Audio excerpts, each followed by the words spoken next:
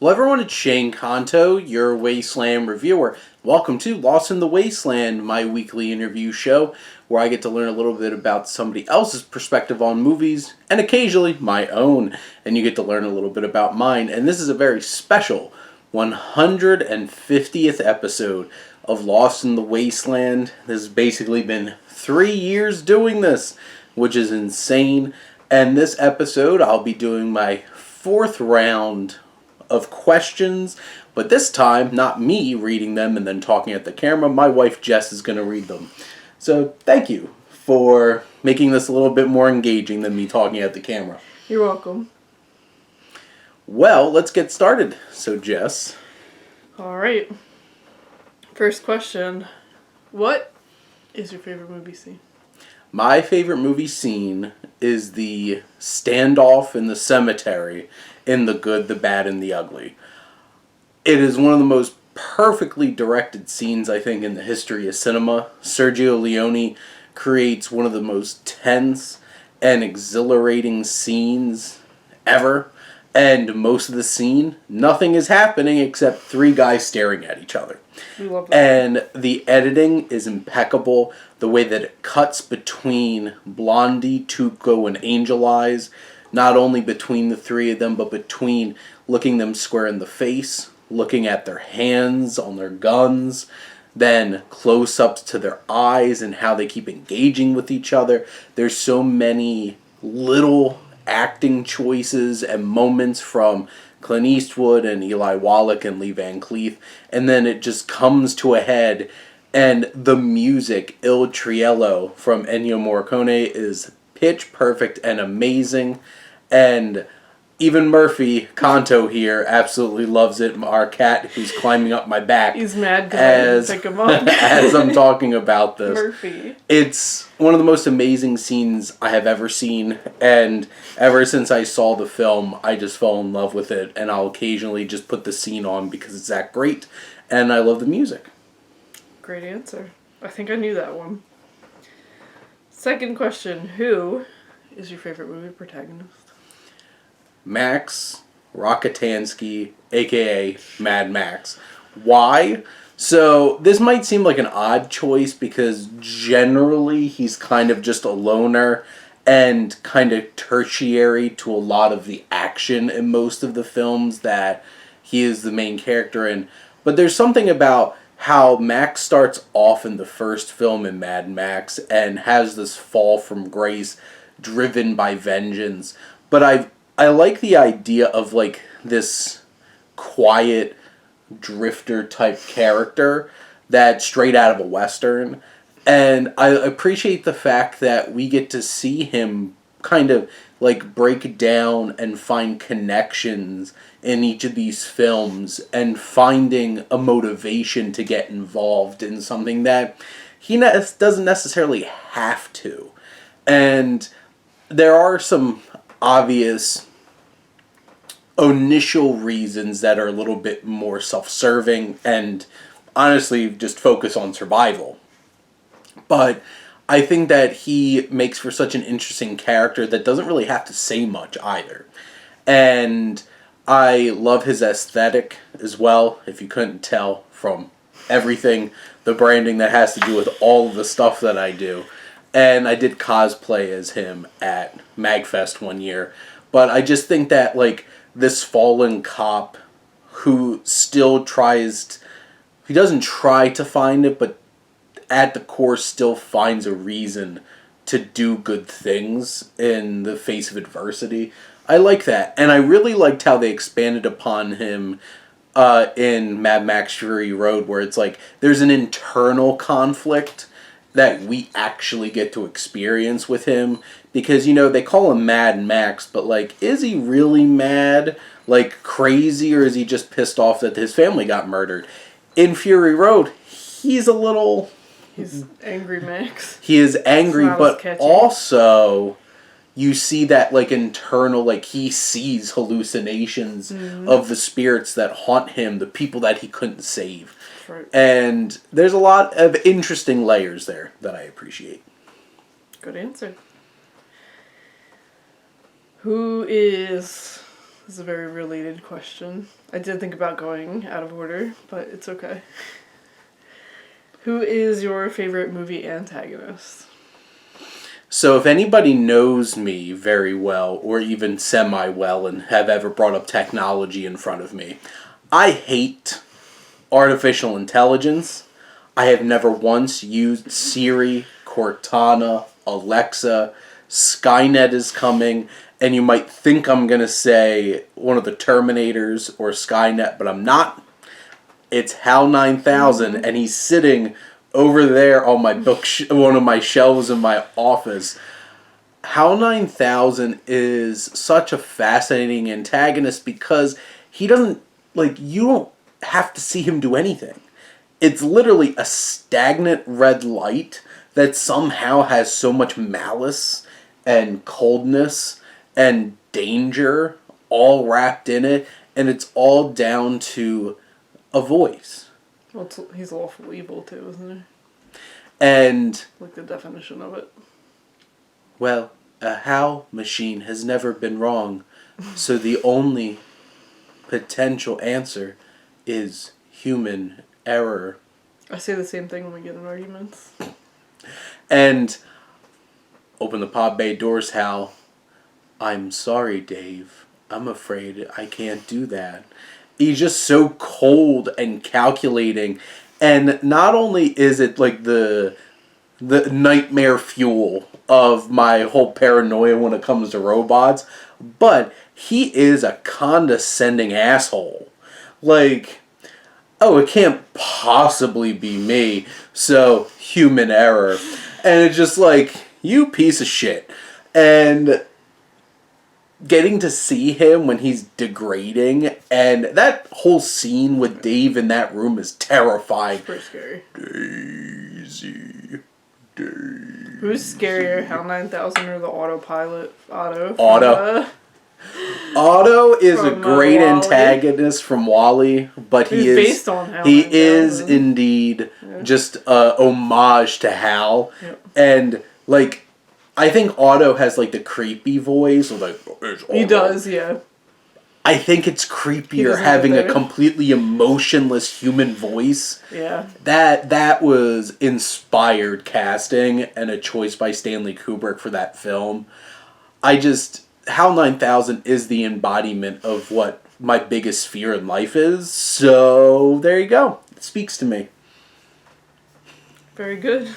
Now, Max versus HAL 9000. We'll see how that goes. Well, I feel like if everything else is offline, HAL 9000 is probably not doing so hot. True. Hal's already dead.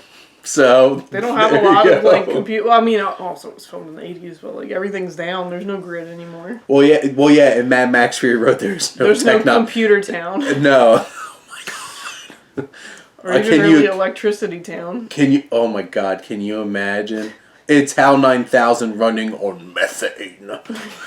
I mean, you can use it to run generators. Running on pig shit. Yeah, cows. Cows make a lot of it. Piglies. You're gonna go. They make a lot of poop. Go down to Town and find HAL 9000. Smelly poop. What is your favorite movie ending? So, I really wanted to think about something that wasn't the end of The Good, the Bad, and the Ugly. I was gonna say, wait a minute. Because that's kind of cheap, but if I wasn't going to pick something else, that'd be I thought that was going to be my answer, then I thought about it, and then I realized my true answer, which is something that I quote on a pretty regular basis. And it all starts with a drunken and disheveled Daniel Plainview just out on his bowling alley, and that smug piece of shit Eli Sunday showing up, and the whole entire milkshake metaphor for drainage, amazing. But when Daniel finally snaps and just starts coming at Eli with a bowling pin, and then when he beats him to death, and you're just like, I remember watching There Will Be Blood for the first time and just being like, what? And then he's just, and then his butler just comes down and it's like, Mr. Plainview is like, I'm finished! And the music starts playing from Johnny Greenwood. It's just like, and the credits just start rolling. It's just like the best ending ever. I almost wanted to pick the most troll ending in the history of cinema that as I've gotten older I fall in love with even more every time I see, which is the end of No Country for Old Men. Because like I remember watching that for the first time and just being, it's over. But there's so much. And Tommy Lee Jones just being like, I look at my father and realize I'm older than he ever was. It's great. And they're standing there by the fire.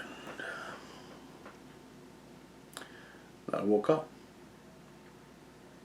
And hangs on him for a couple minutes, like a couple of beats, and cuts to black. Is just like, ah. Very faithful to the book. It is, and it fits the themes of the film of this existential crisis. Rest in peace, Cormac McCarthy. Yep. But yeah, so There Will Be Blood is definitely the end, my favorite ending, and Jess can attest that I do say, I'm finished! Yep. As a pretty regular quote in context, so there you go. Can confirm. What film do you wish you could have seen in the theater for the first time? There's two, and it's a very close tie. Because, to be honest, all of my, like my favorite film, Lord of the Rings, I got to see all three of them in a theater. Not all the way through. Even though I didn't get to watch Fellowship of the Ring until the end. I only saw the first 2 hours. One of the most amazing experiences would be to be sitting in a theater for the first time, never have watched this film, and it's a black screen, and then you just hear the bum bum bum bum bum bum bum bum bum, and you just see space, and then the dawn of man, and seeing 2001: A Space Odyssey for the first time on a screen, because it is such a visual experience and such an auditory experience. I'm just imagining watching that in like Dolby or something and just feeling all of the sound effects and everything, and just sitting there watching the dawn of man and just seeing the most amazing shot of the monolith lining up with the sun on a giant screen for the first time. It'd be the most amazing thing. And then I feel like I would lose my mind when you hit the moon of Jupiter and beyond the infinite, and you go into the wormhole, and you're just like, what the hell is going on here? And then you just see the giant star child, Space Baby, up on the screen at the end, and just be like in awe of everything you just watched. That and close tie with Ben-Hur, because they seriously would need an intermission. But, well, to be fair, I've sat through a 3.5-hour movie in a theater, The Irishman. But Hateful Eight had an intermission. I'm just imagining seeing that chariot race, the naval battle, just Charlton Heston, just giant on screen, and just complete awe-inspiring, because you don't get epics like that anymore. And like the closest things, like getting to watch Dune, or I'm trying to think what else even just has the scale. Well, it's not of it big, but the Lighthouse had a lot of sensory things going on there. We We were right up against the screen too. It was we were in the personal. front row. Count everybody's nose hairs. Just watching Willem Dafoe screaming at me. But yeah, 2001: A Space Odyssey and Ben-Hur would be absolutely amazing experiences to have in a theater for the first time. I did see Jurassic Park in the theater for the first time. That was a pretty good. That is really cool. It's a pretty good one. Not that I was asked the question, but you will be eventually. What is the subject you would love to be at the center of a documentary? So this is really tough because I have a lot of interests.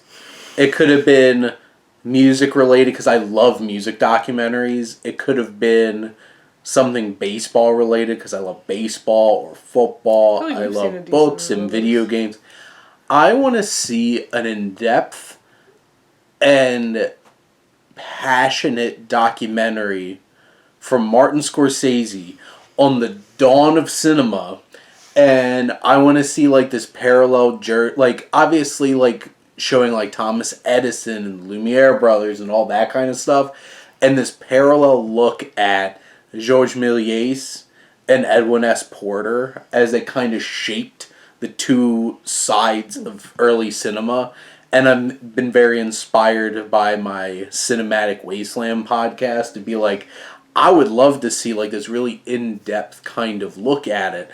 And I feel like Martin Scorsese would be the person to do it, because he has that passion for film preservation, and he obviously has a big passion for Georges Méliès thanks to Hugo. So I would love to see that. That's the scene where you get his backstory, and Hugo gets me like emotional every time that I watch the movie. So that, I want to learn even more about early cinema, and I want Martin Scorsese to tell me. So I even took it a step further. I'm like, you're making the movie. That wasn't a question, but... I added it. Yeah, you did. It's my show. It is, so I'm not debating that. What's your favorite television show, and why is it not Bluey? Are you going to say Bluey when we actually... when you have to answer these questions? No, I know what you're saying. It's Lost. Oh. It's always going to be Lost. It's gonna be really hard for something to... It's gonna be really hard for a show to match what Lost meant to me in middle school and the high school. Because I was a senior in high school when Lost ended. And I was planning so far in advance for the 3 hours that ABC had dedicated to that on a Sunday night. They had a whole entire hour special. It might have even been a 4-hour thing that they planned for the end of Lost. It was like a 2-hour documentary leading up to like summarizing Lost. Dang. And then going into a 2-hour actual finale to Lost. I can't think of a show where I was so like, I can't wait for Wednesday to like get home, wait until the evening, and watch Lost. What was crazy is I didn't even watch the first season of Lost. I used to watch infomercials and all kinds of stuff on like TV Guide Network. And they had this whole special summarizing the first season of Lost. And I'm like, what is this show? And I was hooked. So I started watching it from the second season. And yes, the writer's strike at the time did a number on those middle seasons. And Damon Lindelof only wanted to do 3 seasons. And ABC wanted 10. And it ended with 6. So nobody won. And it's one of those kinds of things where I was so drawn to it. The parallels between faith and science,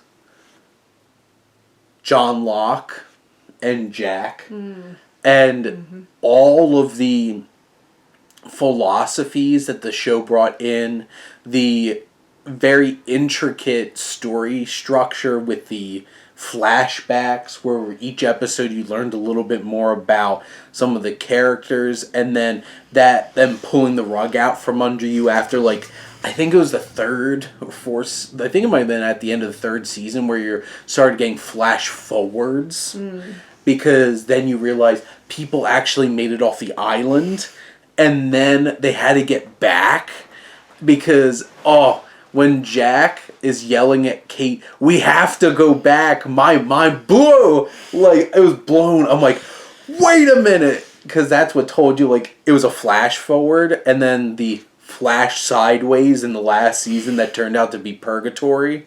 Sorry, I'm spoiling Lost after how many years? Lost has been off for like 13 years. So... And the whole last season had the flash sideways, which turned out to be Purgatory. And then I remember being the only person who came into school the next day happy. I watched the last episode of Lost. I'm like, that was great. And I come into school and that was the worst thing I've ever seen. I'm like, what? I guess people were mad that it turned out to be super religious at the end. I'm like, did you watch the show? like the whole entire time, the whole time is John Locke trying to convince Jack that faith is important. The show was terrifying at moments. It ripped your heart out. Like, Charlie dying was like one of the worst things I've ever experienced watching a TV show. There's so much mystery to it, and the characters and the performances are amazing. And I feel like for the most part, they gave us answers to all the things that are most important. And when people were like, it didn't answer everything, I'm like, how could it? There were so many things going on in that show, but I feel like by the end, it delivered on what it promised. And yeah, I love Lost. Yep. You haven't seen Bluey yet, though. I'm just going to put that out there. I don't know, Jess.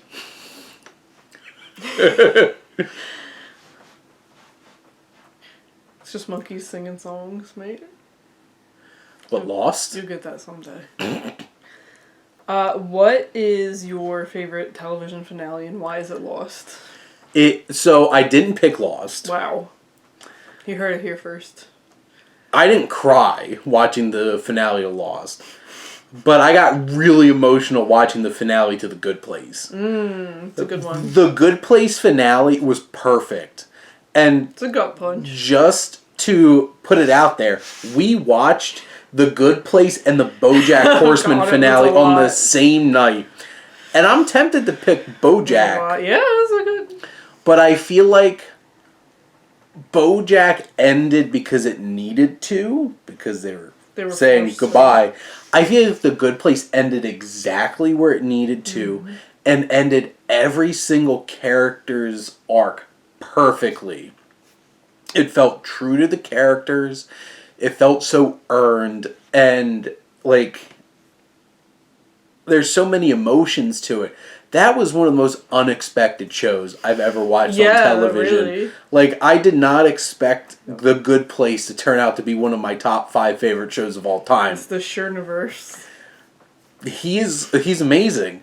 And it delivered so well. And I feel like television over the last 6 years has turned into something where it's just like, there's such a small hook. And all these streaming services changed things and now are like blowing up what they made, and it's kind of ruining everything. Yeah. But luckily, we got the 4 seasons of The Good Place, and they did exactly what they needed to. And I'm Derek. But the cast was perfect, the emotions were amazing, and it left me really emotional. And honestly, I feel like it has a better system of, like, sense of an afterlife than a lot of real religions. So, just putting that out there. But I loved The Good Place, and how it ended, I felt like was probably the most perfect ending to a show that I've seen. And that's saying something. The past couple weeks ago, 4 of the biggest shows in the last 5 years, 6 years, ended all within a week. And the only one that I'm going to say was absolutely perfect was The Marvelous Mrs. Maisel, and I almost picked that one, but it's The Good Place. Hard to unseat The Good Place. Which director do you think would be the best pick to direct a biography about you, to direct the story of your life? So, I was so gung-ho that I was going to say Martin Scorsese. Just because he's got the Italian points. He understands. After watching all of his films for Welcome to the Wasteland, I felt seen. But, like, I don't feel like my life story is a Scorsese story. And I don't feel like... You're not in the mob, so that's a rough start. I don't feel like my personality fits having his voice. You're not very bombastic. No, but here's 2 choices. And the first one is very specifically, it would have to be made by this director pre-1980, and that's Francis Ford Coppola, because I need him pre-apocalypse now before it ruined him. But, like, Francis Ford Coppola was the first Italian-American director to direct a movie truly about Italian-Americans. and it never felt like, obviously it has mob movie elements. It's The Godfather, but it feels like a film about family. It's deeper than that. Actually about family. You know who I'm talking to, Vin Diesel. But I feel like Francis Ford Coppola understands Italian Americans and family dynamics, and I feel like that would be a really great, like, he would be the ideal choice. But I have to give a little shout out to a new director who directed a movie this year that really sold me on they really understand Italian people, and that's Ray Romano. And I'm trying to think if Ray Romano could cast himself as one of my relatives. Sure. Who would it be? Who would the relative be?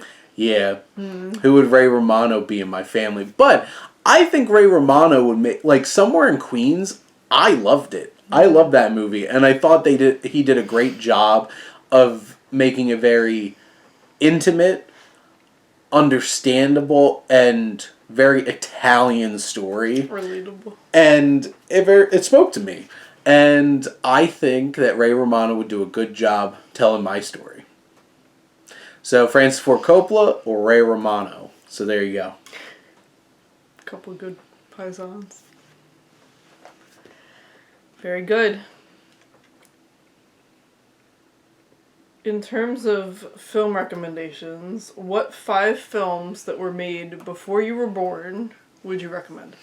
So I was born 11/19/1991. So anything early 1991 or before. So I already talked about a couple of them. So 1, The Road Warrior, 1981. It's one of the greatest action movies ever made. It's one of the most detailed and impressive dystopian films ever made. And George Miller is one of the most impressive directors when it comes to, like, that kinetic energy. And it's such an amazing thrill ride. And obviously we saw what that movie would have been if he had $150 million in Fury Road. But Road Warrior, absolute classic. 2, 2001: A Space Odyssey. 3, Ben-Hur. 4, The Good, the Bad, and the Ugly. So 2001: A Space Odyssey, I think is 67, 68, one of the two. Ben-Hur is from 1959. And The Good, the Bad, and the Ugly, I think, is 63. And then, I think it's 76, is One Flew Over the Cuckoo's Nest. And I don't know many films that makes me so emotional, so viscerally. Like, I want to jump through the screen and choke Nurse Ratched with my bare hands every time I watch that movie. It's a gut punch. She does one of the most horrific things I've ever seen done to a human being in that movie. And Jack Nicholson is absolutely on fire, is wild child. McMurphy is not a great person. He's not a good person. He's a dick. He does a lot of things for his own selfish benefit, but also he brings a lot of positivity to the lives of those patients. And seeing how Chief grows throughout the film, and that's also another amazing ending in One Flew Over the Cuckoo's Nest. But those are the Road Warrior, 2001: A Space Odyssey, Ben-Hur, The Good, the Bad, and the Ugly, and One Flew Over the Cuckoo's Nest are my 5 movies I'd recommend that were made before I was born. Very good. T2 Judgment Day was too, just putting that out there. I know, but T2 Judgment Day is in my top 25 films of all time, but all of them are my top 15. Fair. One last question, Shane. Are you ready? Yes. What's your favorite movie of the year so far? Since we're about halfway through. Her boy's getting it. Ah, yes. Just bought this on beautiful 4K, and that is John Wick Chapter 4, because this is arguably the most amazing action movie I've seen in my whole entire life. This 3-hour film is absolutely gorgeous, and if Dan Laustsen does not get nominated for Best Cinematography at the Oscars this year, the whole Academy should be let go. I agree with Chad Stahelski that they need to start doing a stunt Oscar for like a stunt team. And if this doesn't win, what the F's wrong with you? And this is the perfect ending to the story of John Wick. Am I going to be mad if they bring Keanu Reeves back and do another John Wick movie? No. Because he's still gonna as long as Chad Stahelski is directing it and Keanu starring it, I'm happy. But I kind of hope that they move away from John Wick and just kind of experience everything else that is this world, because this movie had the perfect ending for John Wick. Donnie Yen rolls up into this movie and almost steals the whole entire movie, and I need a movie with his character in it. And they set up an amazing story between him and Rina Sawayama, who was absolutely fantastic in this. There's basically 3 giant action set pieces in this whole movie for a 3-hour movie, and they're all absolutely amazing. There's just such an amazing cast. Bill Skarsgård is easily the best villain in all the John Wick films, and he is so despicable. Ian McShane is amazing. You get Hiroki Sanada, amazing. Lawrence Fishburne just showing up and doing his Lawrence Fishburne thing as the Bowery King. Scott Adkins in this movie as Killa is one of the most amazing side characters in an action movie ever. He is the perfect design of a character, and then just surprise the hell out of you when you realize it's a world-class martial artist in a fat suit and all the stuff he starts doing in the movie. This is... I never once felt bored for a single second watching this movie. And the emotional weight and the consequences in this film anchor this so well. And Keanu Reeves made the active decision to cut like 2/3 of his own lines. Like, he just wouldn't say them. Like, there's a whole entire negotiation scene where like there's supposed to be tons more dialogue, and basically Keanu's just like, gun. And it basically was just one word answering the whole entire scene. Why use lot word when few word do trick? I feel like this is the perfect John Wick as a character in it. And it was just an absolute amazing ride. And here's the thing. I love action movies. I've loved action movies my whole entire life. I think a lot of people are pretentious. And I hate when critics don't take genre films seriously, because this can be better than all of the dramas that come out in a year. This versus The English Patient, who wins? The fact that Fargo didn't win Best Picture for the films of 1996 is a travesty. Ain't that some shit? Ain't that some shit. But generally, I don't really have action movies and stuff winding up being my number one film of the year. Nolan, Gerwig, Villeneuve, Scorsese, Cohen, a whole bunch of other people are on notice, because it's going to be really hard to unseat this as my number one movie of 2023. I'll see you in theaters, Killers of Flower Moon. and Oppenheimer, Compelling story. and Barbie, All of them compelling and stories. Dune Part 2, which actually, well, that's the thing. Dune's a science fiction, like, the hardest of science fiction movies. So, I and... made like 10 pages into the book, and I was like, you know what? Meh.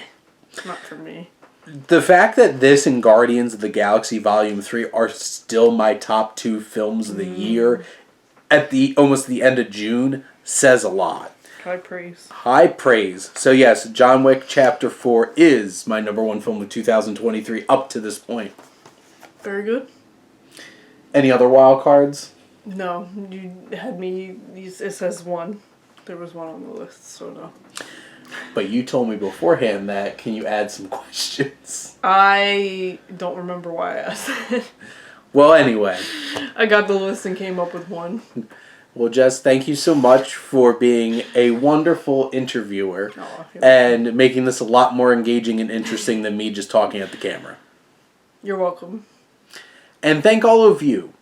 And this is a very special because, like, it is almost 3 years since I started doing this show. And this is at episode 150. My Welcome to the Wasteland, which I don't like to pick favorites, but Welcome to the Wasteland is my favorite show that I do, is, I think, into the 120s at this point, and I'm going to have 80 episodes of just John Ford, so that's probably going to bring me up until almost 200 episodes. And even my talk show, Wasteland Talks, is getting up there in terms of like 70s, I think, episodes. I never thought back in 2016 when I opened my laptop with no lighting at all in my bedroom and recorded my floating face talking about Sausage Party that I thought that this would get to this point and I would have a show that I committed to for 150 episodes. And to be frank and to be honest, this is the show that I've come this close to pulling the plug on multiple times. Because it is hard trying to line up guests and trying to shake things up and having a variety of people on. But I am unrelenting. And I do my best to try to make this work, and Jess is wonderful to help me out with everything, and also is very committed to the insanity that I do outside of my actual jobs that I have that pay me. But maybe one day YouTube will too. Happy to be here. But this is when I realized that I had just recorded my episode with my brother, and that was 149, I'm like, I have to do this for 150. And there'll be more sets of questions. I made the conscious decision to get up to 5 sets of questions. And once people get past 3, I'll just rotate between the film interviews and the other sets of questions. Because, to be honest, it's more work to try to rewatch a film, come up with a bunch of questions that are interesting and meaningful, which I'm still trying to figure out about those films, instead of just having, well, we have a set of questions here that we just try to get through. But I want to thank all of you out there who have been here with my 1,200 plus subscribers that I have now. And when I hit 200 and 250 and maybe even 300, how many of you will be there then? Thank you for always tuning in and supporting your Wasteland Reviewer.